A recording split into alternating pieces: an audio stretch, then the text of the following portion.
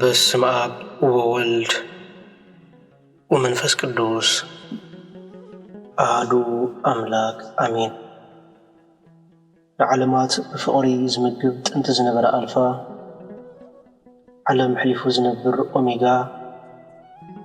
መጀመርታን መወዳእታን ዘይብሉ ናይ ኣቦታትና ኣምላኽ ናይ ሰራዊት ጌታ ስለትኽንገር ዘይክእል ምሕረቱ ስለትኽንገር ዘይክእል ፍቕርን ርህራሄኡን ክብርን ምስጋናን ኣምልኾን ውዳሴን ስግደትን ንዕኡ ንበይኑ ይግባእ። ንሱ ኣብ ተፀዋዓሉ ካብኡ ዘይትፍለ ቅድስተ ቅዱሳን ንጽሕተ ንጹሃን ኣቁራሪተ መዓት ናይ ሓዲስ ኪዳን ኮርቤል ዝኾነት ኣዲና ቅድስት ድንግል ማርያም ነቲ ኣማናዊ ዝኾነ መግቢ ህይወት ነቲ ኣማናዊ ዝኾነ መስተ ህይወት ስለዝሃበትናን ዝወለደትልናን ወዳ ጎይታናን መድሓኒናን ኢየሱስ ክርስቶስ ብዘኽበራን ብዘፍቀራን መጠን ክብርን ምስጋናን ንዓ ይኹና። ኩሎም መላእክት ነቢያት ሐዋርያት ጻድቃን ሰማዕታት እግዚአብሔር ኣምላክ ብዝሃቦም ክብርን መዓርግን ዝኸበሩን ዝተመስገኑን ይኹኑ። ዝኸበርኩም ህዝበ ክርስቲያን ከመይ ቀኒኹም ከመይ ኣለኹም?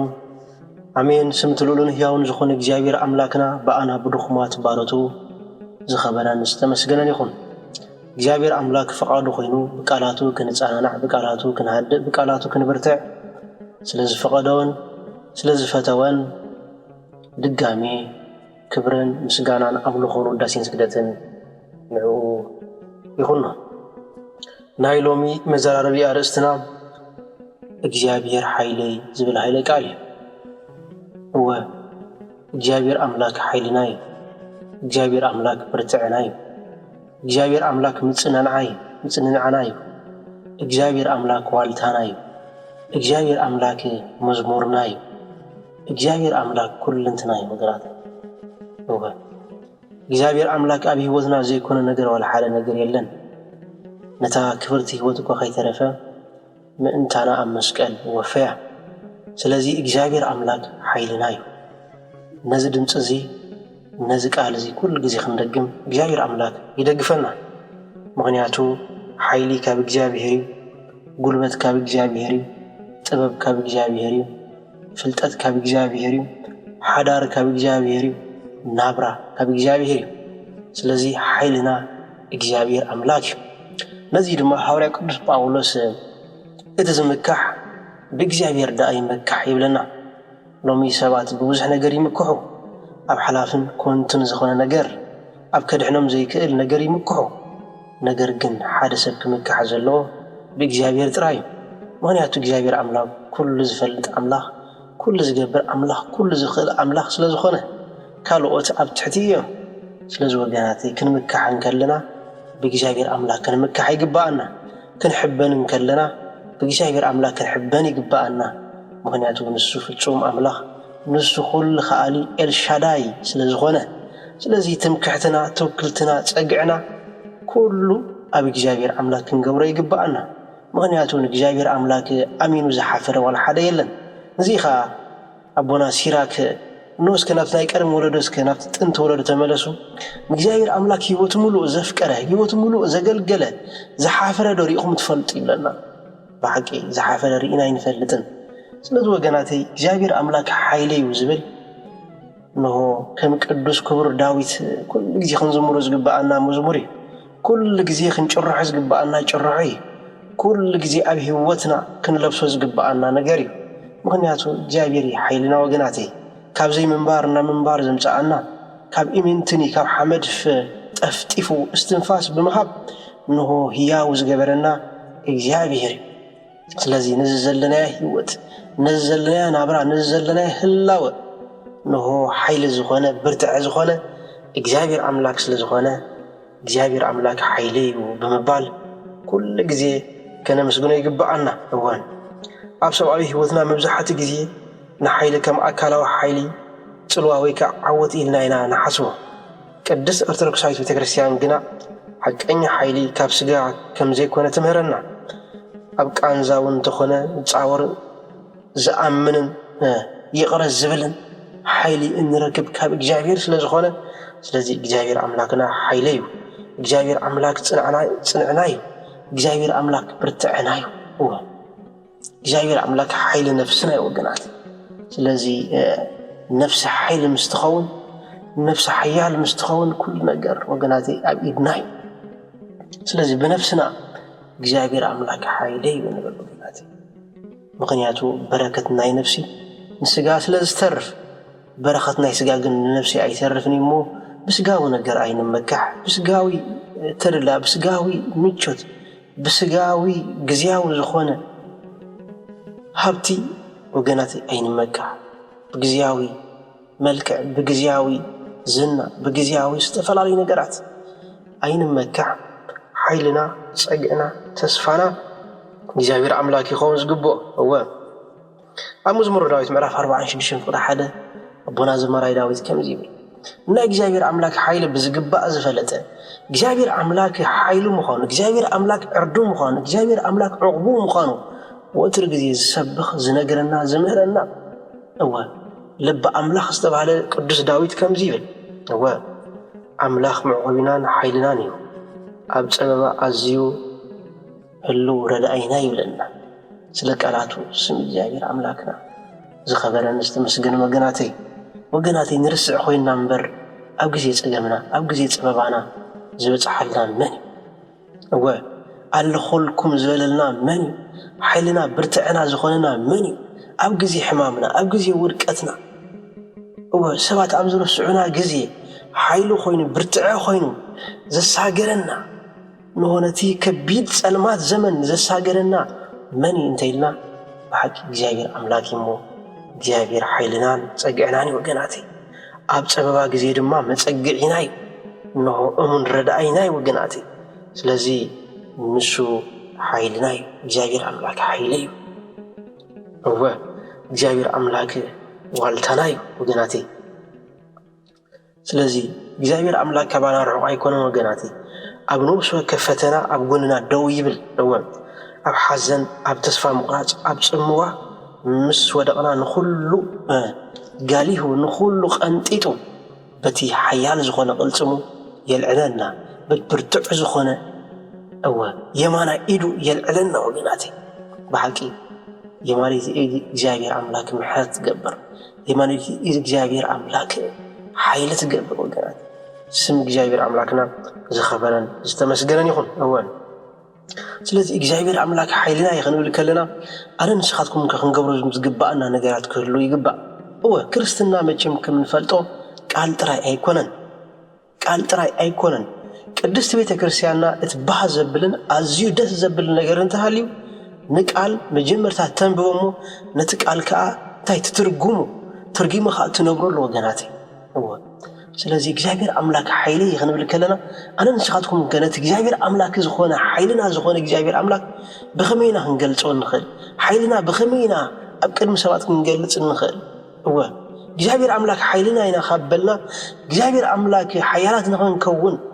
ዝመደቦ ናይ ፍቕሪ ጎደና ናይ ቅድሲ ጎደና እንታይ እንተይልና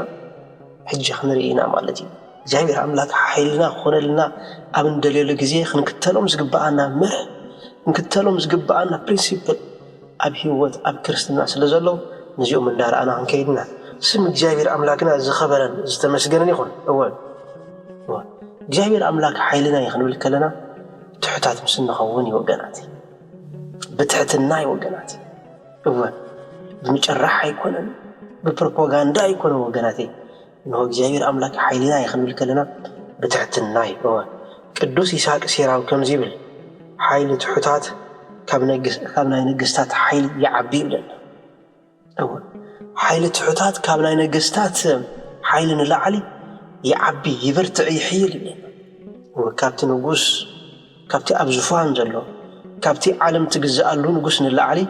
እቶም ትሕት ኢሎም ብፍቕሪ እግዚአብሔር አምላክ ተማሪኾም ዝነብሩ ሰባት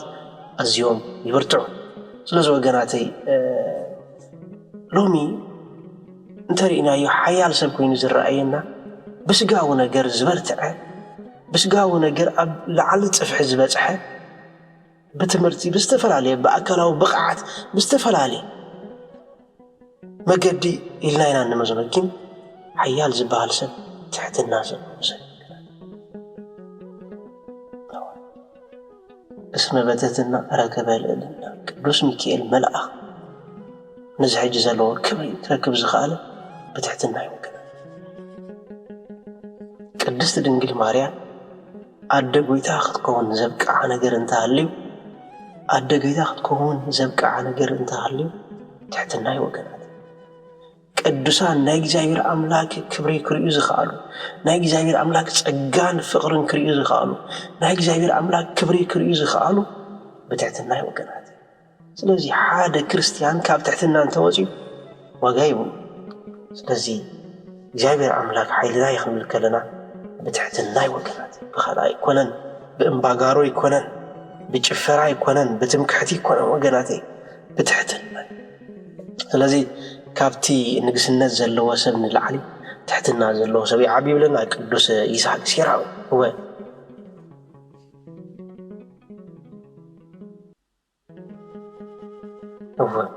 ትሑት ሰብ ኩሉ ግዜ ምስ ብዙሕ ሓሳባት በሰላም ይነብር ምስ እግዚአብሔር አምላኩ የተረፈ በሰላም ይነብር مس حزبታት አሕዛብን በሰላም ይነብር ትሑት ሰብ ንምድሪ ዝወርሰው አውገራተ ኢሎም ብዙሕ ነገር ይስማዕ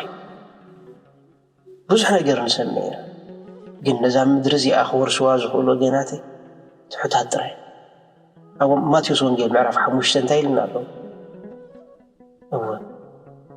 ትሑታት ንምድሪ ክወርሰዋ ብፁዓን ይሙለን ትሕትና ክንገብር ይግባእ أبز عالم زيا دقنا خنرئي نزلن تخين أبز عالم زيا نزق زاهر أملاك زهابنا نسقان كبرن كنستماعرن ندلن تخيننا بتحتنا كنبري قبعنا إذا تحتي له زنبر سبب ما جزار أسون بيت سووني زاد حنمو بحقي تحت كنبري قبعنا وقنات تحت وقنات تحتي لنا كنبر يقبعنا ስለዚህ በሐቂ ትሕትና ተዛዓቢ ኃይል የዓለም ተዛዓቢ ፓወር የዓለም ኃይል ዓዊል ከምጭደራ ይኮነ ወገናተይ ኃይል በሰላም ስቅ መባል ወገናተይ በህዳት ስቅ መባል ወገናተይ ኃይል ክትቃለስ አብዝ ኻልካል ጊዜ حيلي كتسعر أبز خال كله جزي حيلي كتودق أبز خال كله جزي حيلي كتشنف أبز خال كله جزي يقرأ مبالي وجناتي يقرأ مبالي وجناتي تزعبي نجر أم بسا نزبي سرال اليوم كودقون كل يكون تزعبي نجر وجنات تزعبي نجر أم بس أبيت أباجع أم بس أبيت أنا بجي أخنا بركلي مس أنت سامعي أخنا بركلي وجناتي تزعبي حيال زبر نجر جابير أملاكنا حيالي وجناتي جابير أملاكنا تحتي كرسوس أملاكنا تحت مخان نفلطو أبيت لهم وجناتي نرجع على مزي أخمد إن كله أبوز نجر كل دي خلني جابير زفترة كل نجري كل نعتي كل خابي كل نعوي وجناتي نسوق تحت لزخانة أم بالأعمال كولد مرزين إتأسات زخانة أملاك هو إتحوز زخانة جابير أملاك هو بتشارك خطأ مرزين هو تناي بزحات أعنتي نبعت زدر أملاك هو كم هالسؤال بخير أتنا عالم كلهم أو عالم زلو الشوعات بيلن حزب زفتر أملاك هو كم سبت نقطر أنا بيتنا كده أبيت تحتنا وجناتي نزيد ما قدس يوحنس أفرق تحتنا بجركي استتقلل له وتملكوت عاوز غنا حيل بجرك تتقلل زرعنا على مستيري تحتنا مالت وجنات ስለዚህ አብዝ ሰዓት ዝወገነ ይበጃው ፍላይቶም ኃይለ ሀሊና ስልጣን ሀሊና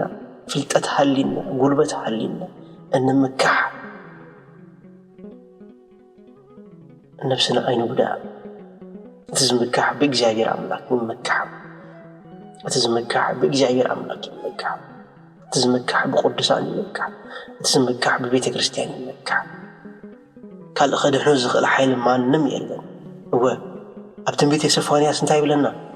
اسكغريئكم يبلنا ورقكم برركم هو المازكم جنزبكم عنقوتاتكم انت دحيلكم سي كريئكم يبلنا ስለዚህ ወገናቴ አይንም መካህ ብስጋው ነገር አይንም መካህ ስለዚህ እግዚአብሔር አምላክ ኃይልና ይሁን ብለከለና በትህትና ይወገናት ጭፈራ አይቆል በሐቂ ስም እግዚአብሔር አምላክና ዝኸበረን እስተመስገነን ይሁን ነዚህ አርእስት እዚ አልኢልና ክንማሃር ነዚህ አርእስት እዚ አልኢልና ክንማዓድ ስለዝፈቀደ ክብር ምስጋና ንዕኹን ወንያቱ ሁሉ ኻቡን ንዑን بؤوني وجنات هنا زخورنا يا نجر ولا حدا نجر يلا هنا زجبرنا يا نجر ولا حدا نجر يلا كله خاب إجابير وجناتي هو إجابير قال كأزي ودسز بالنجر وجناتي هو سلزي تحتنا مالته هو حيل ده اللوكا قلت من ده اللوكا يقرأ مبالي تحتنا هو تحتنا مالته هو مجدار يكون عو مبالي يكون بسلام بهدأت سقيل كم منبار مالتي وجناتي تحتنا مالك كتراقم أبز خال كان لجزي كتمرق مخالي وجناتي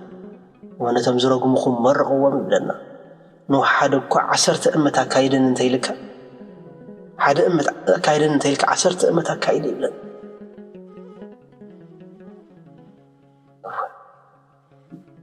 نتعلى خان زدالي اجت باب كعبو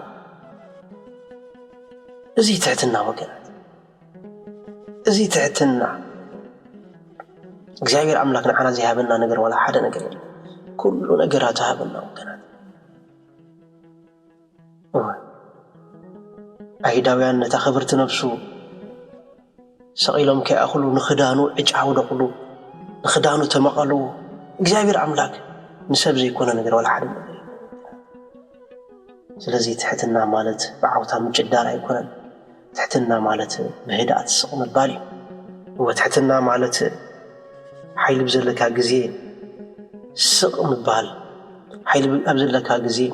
حيال بمخون كأبتم تحتات أبتم كبخاس تحتو مجدا أزي كون سيقرا مبالي تحتنا مالت نيع كام حلافي تحتنا مالت وجنات هو نجابير أملاك يتعمو مالتي هو كترجم أبز خالك اللي مرق مالتي تحتنا مالت نزل سبقنا وجناتي كاب كلا يكون كاب كريستوس تحتيله مهيرناي أماتيوس مرعب عسل تحد فلتران شو منت أتوم كلكم تسعرون تصور زخودكم النابع ينعو أنا أعرفكم أرعتي لزبي توريك أقلي فوكسي بلنا أنا لو وحي أنا تحتي بلنا كل جزء أب تمرتنا زهر بينا كريستنا كلتنا جراس تترنا فين أب تحتنا أب لوهنت زي أنت زي بلنا واجاي بلنا نوجنات كريستوس أملخنا تحتي جزء كريستوس أملخنا لواهي بلنات الذي كبايت مهار بلنا نفسهم كعرفت تخترخوا بيهم بلنا مبزحتنا عرفت زي رغبنا زلنا لهم مبزحتنا بحمام الساعة زلنا لهم مبزحتنا بسقاوي تمنيت الند زلنا لهم تحت بزي مبالناي كاب كرسوس بزي مهارناي ونياتنا هيوتنا ممهر نسوس لزخل لزو وقناتي تحت كنبلي قبعنا تحت كنبلي كلنا خاء كم زرعنا هو جاير أملك حيلنا يخنبلي كلنا خاء بتحتنا وقناتي هو كرسوس أملخنا مسكال أرأينا هو وتهدرات الروم نقعت سراويت الروم كلا قصلهم كله هو طف كلهم كله هو هورات قديفهم خلو هو كانزو ندا قدد كانزو ندا برتع كيدن كله كسبتا مودعتا ساعات كاب كرسوس حماق على يوزن وكوادا أمودعتا أفسغلتون كي ترفع أبوي زقبرو يفلطن يمو يقرب لله بمبال تحتنا يقرب مبال مهارنا ሉቃስ ምዕራፍ 23 ቁጥር 14 ስለዚህ ወገናተይ እግዚአብሔር አምላክ ኃይልና ይኽንብል ከለና ተቀዳማይ በትሕትና እዩ እወ ስለዚህ ዝለዓለ መልክዕ ኃይሊ ትሕትና ወገናተይ እወ ዘይብተኽ ፍቕሪ ዘይውዳእ ትዕግስቲ ፈጺሙ ከዓ ዘይጠራጠር እምነት ከዓ ክህልወና ይግባአና ወገናት እዚ እግዚአብሔር ኃይለይ ማለት ናይ እግዚአብሔር አምላክ ኃይለይ ማለት ትርጉሙ እዚ ወገናት እወ ከምኡን እግዚአብሔር አምላክ ኃይለይ ክንብል ከለና በኃይል ጸሎት ወገናት እግዚአብሔር አምላክ ኃይለይ ክንብል ከለና በኃይል ጸሎት እወ ቅዱስ ዮሐንስ አፈወርቅ ከምዚ ይብለና ኃይል ክርስቲያን አብ ጸሎት ይብለና እወ ኃይል ክርስቲያን አብ ጸሎት ይብለና ስለዚህ ምስ ክርስቲያን አይትዳፈር ምስ ክርስቲያን አይትባአስ ምክንያቱ ጸልዩ እግዚአብሔር አምላክ ከስሙዕ ስለ ዝኽእል ጸልዩን አምላክ ከስሙዕ ስለ ዝኽእል እወ ክሳብ ሕጂ እተን ኣብ ባቢሎን ዝተሰየፋ ነፍሳት እተን ብኣሕዛብ ዝተሰየፋ ነፍሳት ክሳብ ሕጂ